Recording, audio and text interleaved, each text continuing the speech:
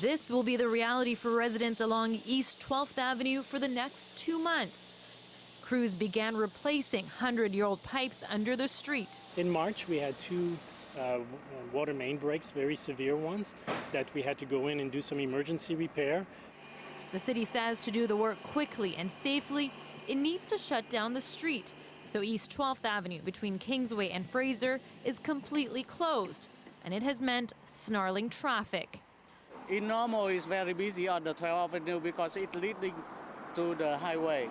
But now, more busy because lots of turn away.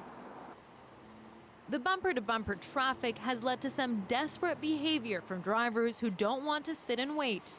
While I was waiting and coming north, there was a couple of people who did U-turns, and I don't know where they're going to go, but I suppose they just get fed up.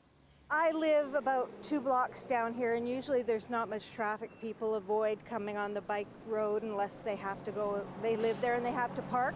There's actually been a lot more traffic, cars coming up my street. The work began today and will likely go until the end of August. And despite the noise and the traffic disruptions, the city says the work is necessary.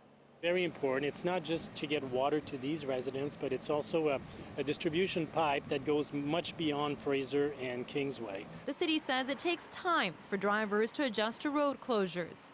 Usually takes about a week to settle down, and then people know and they take alternate routes, and it gets a lot better. Drivers are being asked to slow down or choose a different route. Tina Lovegreen, CBC News, Vancouver.